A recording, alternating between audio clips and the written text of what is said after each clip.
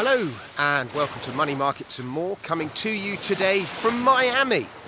Here I am on South Beach. I'm here for a Bitcoin conference. It's dawn, very beautiful.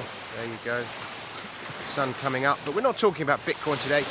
We are going to talk about why there will not be a revolution, even though we need one.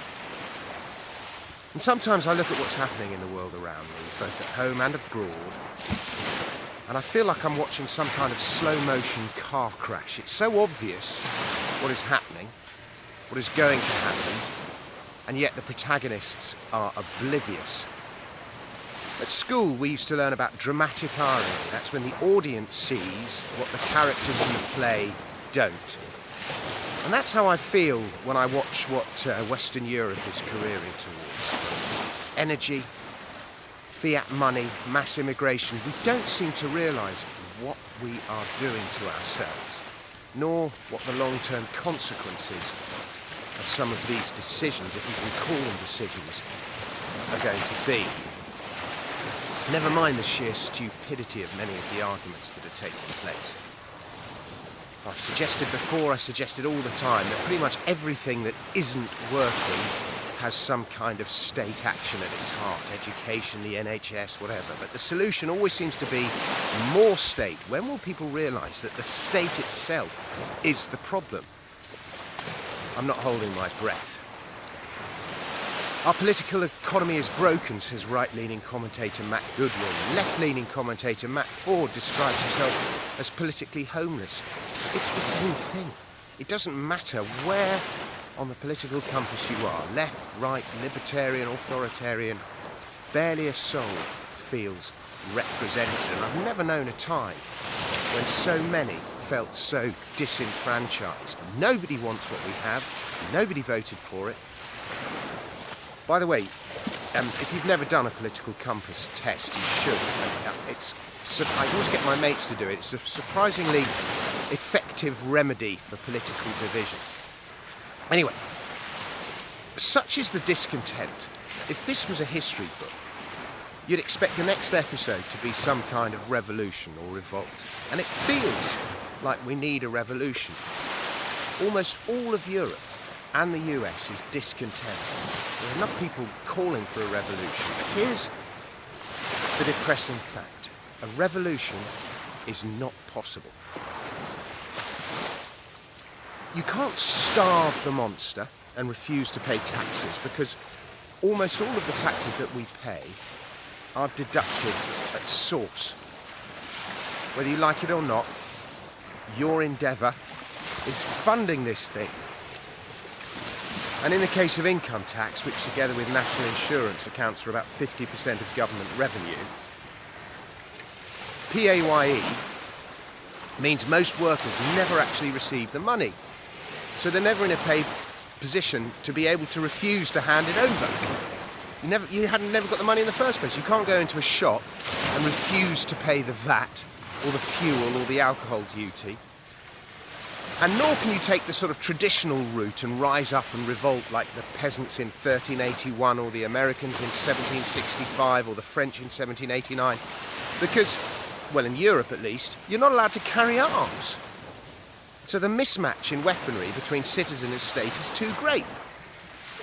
So the only option is voting, and what good does voting do?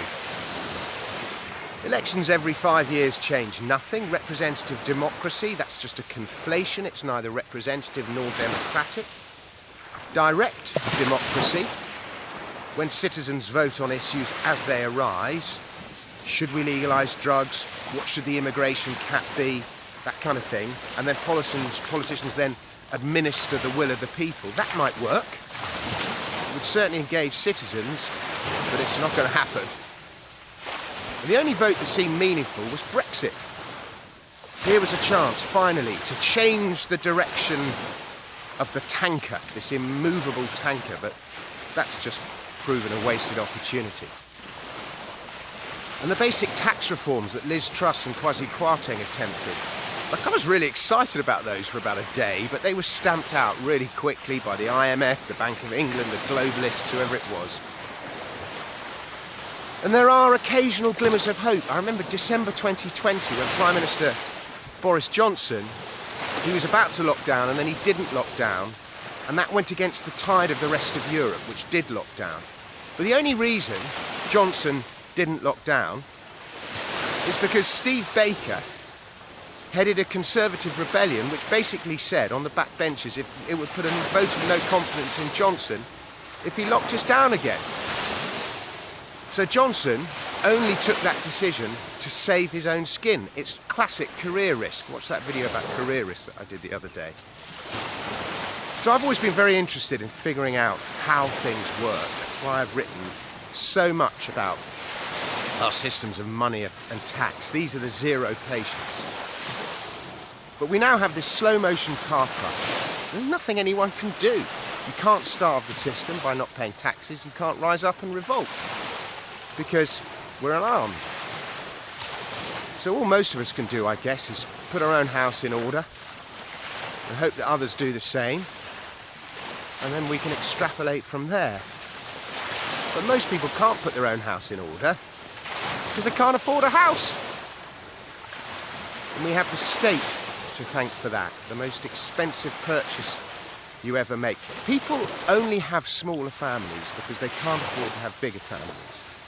And what is the biggest cost in everyone's life? The state. Remove that cost and we'd have bigger families. But the government solution, however, to smaller families is to import people from abroad. And then the locals are eroded away. And then the locals don't like it, and then they're told this is what has to happen because of something somebody may or may not have done 300 years ago. It's so depressing. So if we can't rise up and revolt, we can't starve the monster, where is all this going? And the answer is, I've said it before, the South Africanisation of everything. My dad always used to say there was no golden age. It only ever existed in people's minds. But if I were to look back at history and think, when did we get it right? I think the closest Britain came was in the 30 or so years around the turn of the 20th century, between maybe, 1880 and 1910. When most of history is just lurching from one cock up to another, this was a brilliant period. It produced brilliant people who did brilliant things. But we have a way to go before we get back to that. Anyway, it's a bit of a rant from a beautiful place. Thanks very much for watching. I'll be back with another video very soon. Please subscribe to the channel. Please subscribe to my Substack. And I'll be back in London very soon, in fact, tomorrow.